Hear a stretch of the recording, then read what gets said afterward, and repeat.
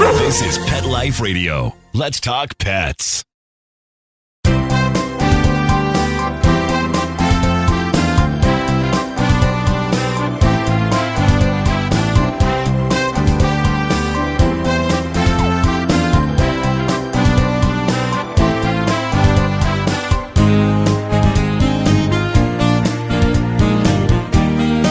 Hi, welcome.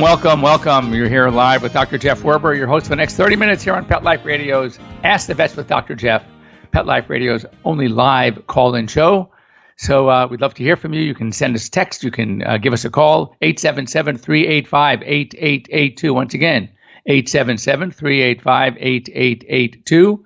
And we can talk to you live while we're here. Talk about anything you want. It's like, as I said, I learned something new. AMA. No, not the American Medical Association. It's Ask Me Anything. So now's your chance. You know, I've been concierge doctor my entire career. My day started this morning. Not that it was that welcome, but it wasn't planned. But at 5:30 a.m. when I got a call from one of my clients. So just say we're always available here. And if it's not during our show, you can always send me a quick little email to drjeff, that's Dr. Jeff, at petliferadio.com. They'll be forwarded to me, and I will get back to you.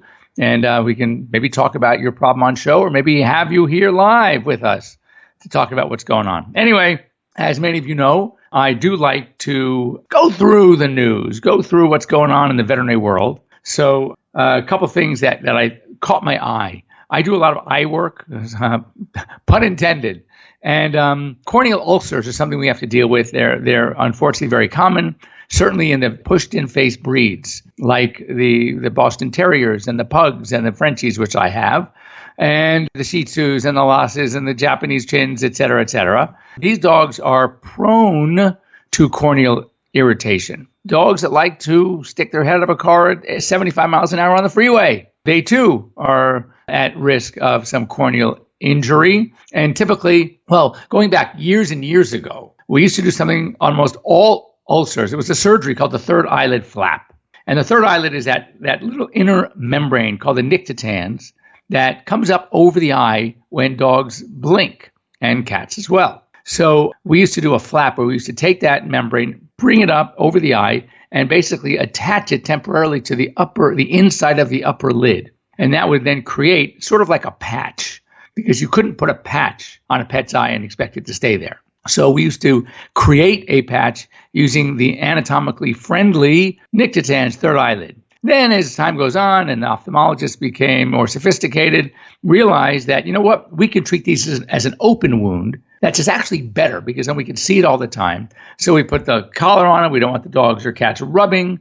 We can take a look at it, and there's many things we can do. We can use one drop to eliminate the pain. We can use another drop to heal the ulcer. We can also draw some of the pet's own blood, spin it down, draw off the serum, and actually insert their own serum in their eyes, because healing factors are in their serum. And because it's their own, we don't worry about rejection. And now we treat them as an open wound. So anyway, there's a new treatment that's been, they've been working on it.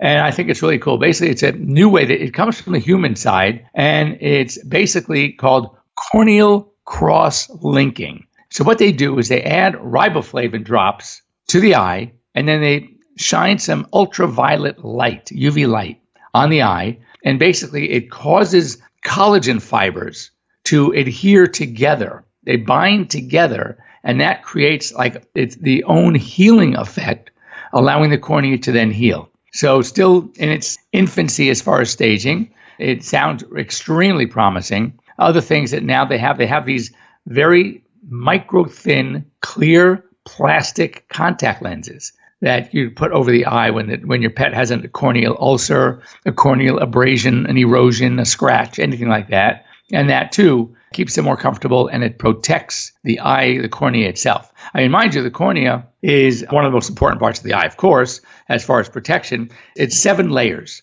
The outermost 2 layers are actually tear film layers. And then you have your 5 layers. The innermost layer that is separating the protection from what we call the anterior chamber is a membrane called Descemet's membrane. If you ever heard the term, or your pet has ever had a Descemet seal, That's where we get dangerous, because if that ruptures, if that little bubble coming from Decimet's membrane breaks through, then the aqueous, the liquid in the front part of the eye, is going to leak out. That's a major problem. Now you're looking at some major cornea work, seeing an veterinary ophthalmologist. So we don't want that. The bad news is that the more superficial an ulcer, as far as the pet is concerned, it's actually more painful, because the nerve endings are in the outermost layers of the cornea. So even though a dysmetocele is much more serious, much worse to have, they're not as painful. But a very, very superficial corneal ulcer is very painful. In fact, one of the things that we note is that the dog is going to come in because it's squinting. And that is a total giveaway. There might be a problem. And then history, he was at the park playing. He just came back from the groomer. So mind you, most of the soaps that are used are not damaging. What it is if they sit there long enough. So you don't have to panic. We used to put like a petrolatum gel in the eye before a bath. Not necessary. All you need to do is make sure that when the pet's being rinsed, you rinse the eyes very well. And you don't want to leave any residue that they might be pawing. Sometimes when they have a problem after bath, it's not the actual soap itself, though if it sits there long enough, yes, it can be irritating. But it's the dog rubbing against the eye that sometimes causes the problem. So anyway, looking forward to that. Once again, the term is called corneal cross-linking, and it seems super promising. Another report from the AVMA, telemedicine is connecting vets to patients both distant and far, both distant and near. And near, it could be their own. As many of you know, if you follow me on the show, I have my telemedicine platform called AirVet. If you haven't downloaded it yet, you definitely should. That we are getting so many positive responses from pet owners, pet parents like yourselves, to have access to a veterinarian 24/7. If your own veterinarian is not signed up, you can just let me know. You can send me a note. I will happily personally talk to your veterinarian, have their office sign up. It costs them nothing. It costs you nothing to sign up. It's $30 a call. The first call is free, covered by Pet First Pet Insurance. And of course, if you are a Pet First Pet Insurance customer, all your calls will be free. So that might be a little incentive if you're thinking about pet insurance to try to go and check out Pet First. What many of us do, just so you know, $30, it's cheaper than most, definitely cheaper than any office call that I know. It's cheaper than most recheck office calls. And what I do for my clients that come in, that if they came in to me because of an AirVet call, and the doctor taking the call recommended still, regardless of the call, that they should, just to be safe, see their doctor, which in case my clients, it's me, I will then subtract the $30 from their bill. So it is such a win-win-win, providing a lot of convenience, a lot of safety, a lot of just having that peace of mind. Because when you think about the fact that 80% of emergencies, 80% are not emergencies, but your office, your doctor's office, your veterinarian has a recording on at night that says, "Hi, thanks for calling. We're closed. If you have an emergency, go to so-and-so emergency clinic." And guess what? You're going to go. And guess what? To walk in the door, it's at least $150 just to walk in the door. And when you hear the fact that 80% of emergencies aren't, that you could have spoken to someone real time, FaceTime. We have great video. I could see the pet. We could see the owner talk to you face to face and give you some suggestions. And if it is an emergency, then you need to go. But at least you're going to go on one of the 20% of real emergencies, hopefully, and not one of the 80% that aren't emergencies. And then, of course, as many of you have found out, a lot of the emergency clinics nowadays are associated with specialty clinics that have surgeons and have internal medicine specialists and have ophthalmologists and have behaviorists and have you dentists. Before you know it, you are stuck there in that specialty clinic bind where you cannot get out, and your vet doesn't even know about it. And I bet you that 80% of the things that they're going to do and talking you into could have been handled by your regular veterinarian at probably a half to 2/3 the price. So keep that in mind. If you get the feeling that I think emergency clinics might be taking advantage of some of you, guess what? You're right. I do think so. And from as a practitioner standpoint, when I know that many of the things that they're doing, I could do for less money, so they're taking my business away, not offering to you to say, "Oh, we got you through the night. Bowser's doing fine. Still needs a lot of work. So let me call your vet and see if they feel comfortable doing this, or might they want someone else to do it? No, they don't do that. They just take over the case. You don't know any better, and nor should you. And it kind of pisses me off a little bit. So anyway, that's what I get to have. I get to have my own soapbox. Thanks to Pet Life Radio. It makes me feel really good. So I thank Mark Winter for that as well, for helping me have this platform to let you know how I really feel about things. Okay, not all dogs are swimmers. Pools are the most common site of canine drowning. And I know my mother had a dog that drowned. Sadly, we had a dog that drowned. And I have kids and grandkids. We put that protecting around the pool, that gate. So now my dogs can't get in without me being there. But what you should do is training and swim lessons can help. And just give you a cute story. We had a gate separating the dogs, and for some reason it didn't latch. I had a Labrador at the time and a puppy Labradoodle. And my daughter went through the gate. It's got one of those automatic closers. It's got the spring. For some reason, it just didn't latch. My Labrador, of course, is a swimming nut, or was. He's now long gone. So he somehow nudged open the gate. And of course, the little 7-month-old Labradoodle followed. And they got in the pool together. We don't know what happened. This is way before having Nest cameras and Ring cameras to see what's going on. Now we have the whole area well monitored. We think, of course, this is what we want to think, that they fell in, the big guy went in, the little guy fell in, and the big guy, my Labrador, was trying to save him, and in the process probably put him under instead of got him out. We just don't know, obviously. Daughter got home. This all happened within 15 minutes. It was just so sad. Anyway, we spoke to our breeder friend who had the doodles. We got another Labradoodle. So this one, au contraire, this one was afraid of the water. So yet he was the best ball chaser on the planet. He was better than our Labradors. So I figured, I know, I'm going to carry him into the pool, and I'm going to have a tennis ball with me, and I'm going to toss the tennis ball a few feet away and see what he does. Guess what? He tore away from my arms, and he got that ball so fast, and he realized, wow, this swimming stuff is pretty darn fun. P.S. He became such an amazing swimmer. And again, he wasn't as fast as my Lab, but he was grace in the water. He would not splash. He would glide effortlessly through the water. It was just a beautiful thing to watch. So dogs can be trained. My Frenchies have fallen into the pool chasing after my Labradors and my Labradoodle all the time. And I taught them where the steps are. Can they swim? Of course they can. Do they love it? They hate it. But if you think some of these dogs already have bug eyes, wait until you stick them in the pool and you see them panic as they race towards the stairs. But it's very important, if you have a pool, to make sure your dogs are water safe. And if not, make sure they have zero access to the pool. This was, speaking of doodles, this was a cute story. A woman beats up on a coyote. So what happened was she was visiting her friend from out of town. She's actually from UK. And she was here in the States visiting her friend who had a little mini golden doodle. And there in the backyard, she heard screaming and saw a coyote that was actually going after her and starting to bite and wanted to pick up the golden doodle. She ran outside, she kicked the thing, and then she smacked it full fist right in the face, and it ran away. Fortunately, the golden doodle was fine, had a little puncture, nothing, no big deal. But anyway, hats off to her. That's great. This story, and I'm sure you've heard on the news, you've seen it was on Inside Edition this week, and it is very, very disturbing to me as a veterinarian, one who, if I look back on my 35 years, now I'm in my 36th year of practice, how crazy is that?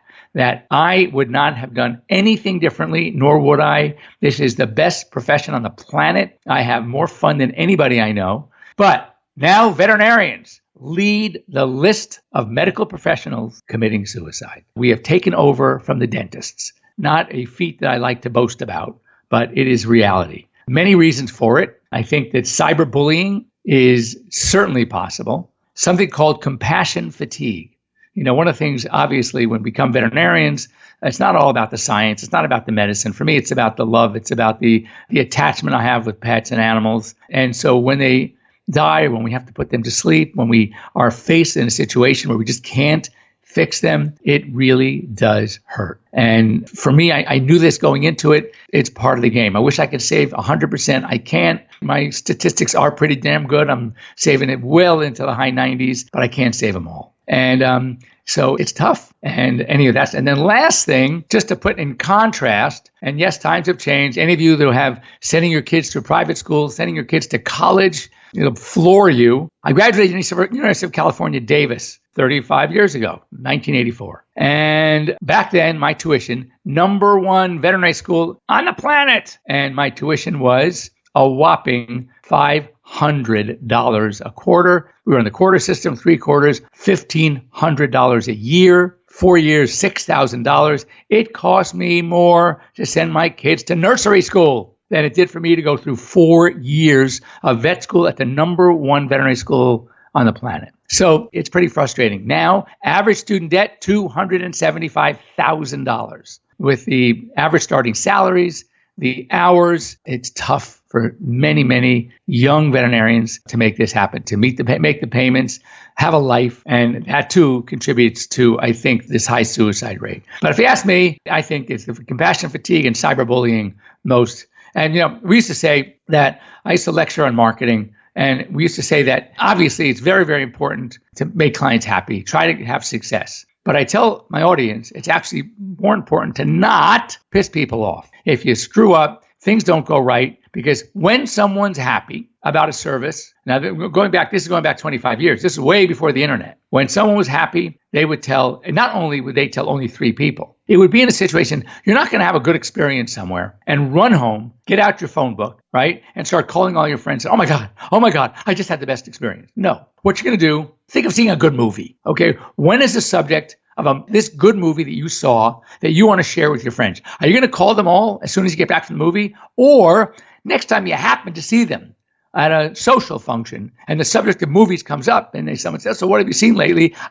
Then you're going to say, oh, I saw so-and-so movie. It was fantastic, etc. All right. But when it comes to someone who's really pissed about something, a terrible experience at a restaurant, terrible experience at a veterinarian, they used to go home and not tell 3, tell 9 or 10 people.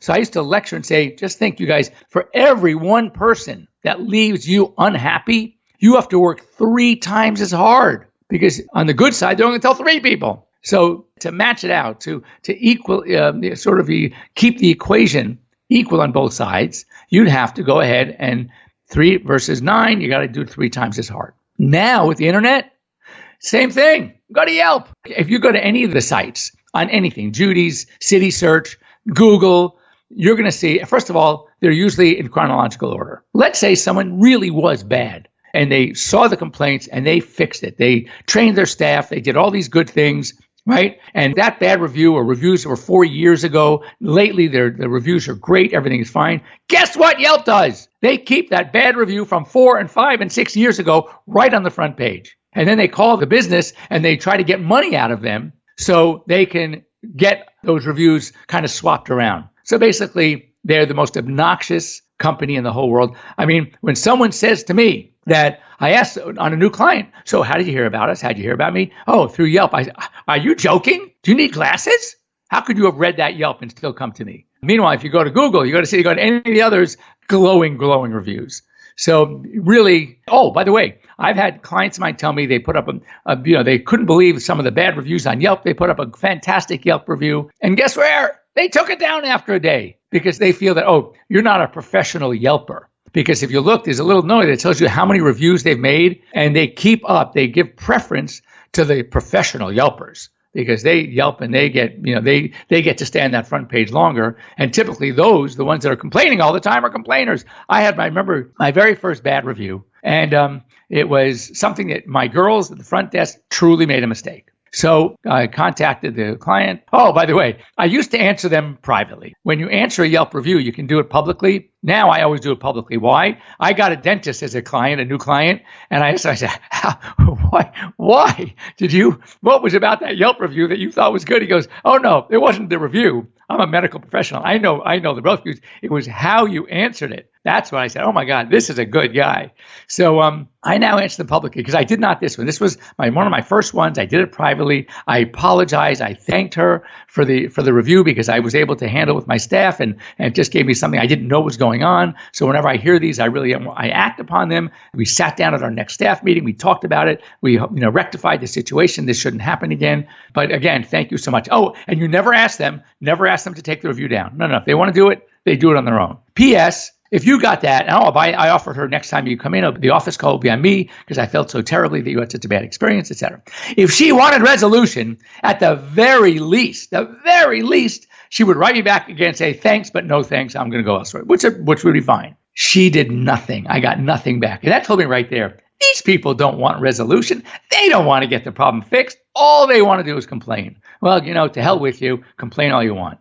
So next up, we're going to just go straight through only because I started a little late and I have so much to talk about. So this is interesting, and this is you should all know. Bleach, by the way, is very, very caustic. You never, if a dog gets a hole of bleach, if it gets in their eyes, if they swallow it, they're pretty much a goner. It's very toxic. Now, and a lot of people do this, they will take one of these citrus cleaners, something that has limonene, and then to enhance the cleaning potential, they'll pour some bleach in there. Well, guess what? Not a good idea if you have pets, because anything with limonene mixing with bleach, all right, it forms like very potent airborne particulates, and they can cause respiratory damage and other adverse problems. So very, very toxic to people and pets. So just be very careful if you have that cleaning agent that's, it's got that lemon scent and it's citrusy. And if you look in the ingredients, you see limonene. Do not mix it with bleach. Or if you do, which is okay, keep your pets away from the room that you're cleaning or from the object that you're cleaning. And for yourselves as well, you might want to put a mask on or do something that will protect you from breathing in those potentially very dangerous fumes. So one of the things that we talked about last week, and again, we only have a couple of minutes, so I think I'm going to put it off again. And that was, we started talking last time about allergies. And we talked about the different types and dogs versus cats, and cats having miliary dermatitis, which gives us no clue as to what the allergens are. Dogs exhibit their dermatitis in certain parts of the body that kind of give us a clue as to what might be the answer. If it's a lower back on the rump, around the tail, yes, of course, we think of fleas. If it's in the belly, the chest, the groin area, in between the legs, the back of the thighs, yeah, we think of pollens. If it's the ears, if it's the feet, attacking the feet, especially the front feet, then we think of food. Ears also could be any of the allergies, especially atopy as well. So not that they are diagnostic, but they kind of give you a ballpark. When I see the rump all irritated, I will go through that hair, and I can almost guarantee that I'm going to see either fleas or flea dirt. I had a case come in just last week, 2 dogs scratching like crazy, all of a sudden like turning around and going, what they do, they kind of nibble at themselves. That's a flea allergy. But they had just given the Trifexis, which is a very, very good flea medication. They had given it 2 days earlier, and there were no fleas. But what I saw was so much flea dirt. What is flea dirt? For those of you who don't know, it's kind of gross. But flea dirt is the dog's own dried blood. Pretty gross when you think about it. So they take their blood meal, the fleas, and that comes out the other end of their alimentary tract. And it's called flea dirt. It's just dry blood. If you take those little black specks and put a little water on them, they're going to turn like red, like a burgundy color. So it's dry blood. What can you do? It is what it is. So these dogs were loaded with flea dirt. And so I know that the reason for the itch was initially the fleas. And now, 2 days later, still scratching like crazy. It was probably the flea allergy, FAD, flea allergy dermatitis, also known as flea allergic dermatitis. And so we can't ignore it. Just getting rid of the fleas is not the only answer. And as I told them, all the good flea killers that we have, and there are many out there, they kill the adults. In order for them to work, whether it's a topical, they're not really repellents. They are flea killers.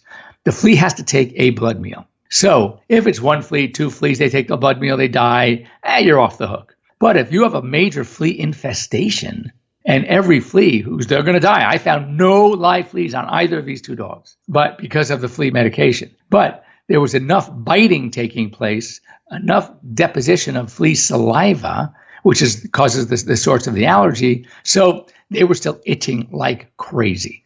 So anyway, we have to treat this. There's also secondary infection that happens because as they break the skin, they get a little infection, and that is also itchy. So they all work in unison to create a very miserable dog. So we treated the allergy, treated the antibiotics. They took home some medicated flea shampoo, and the dogs are fortunately doing better, more comfortable.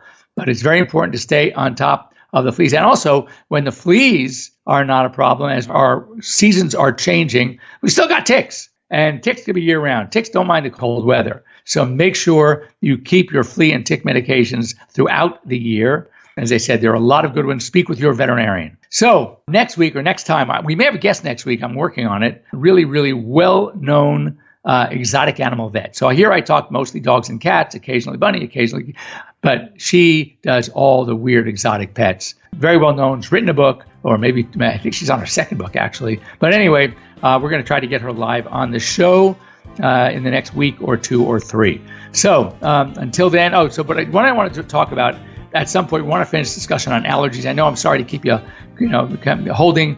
I'm just trying to get you to continue to listen, of course. But we're going to talk about how to diagnose allergies. What are the options that we have nowadays to diagnose the allergies? And then, more importantly, how to treat them. What can we do? What works? What doesn't work? What was old? What's new?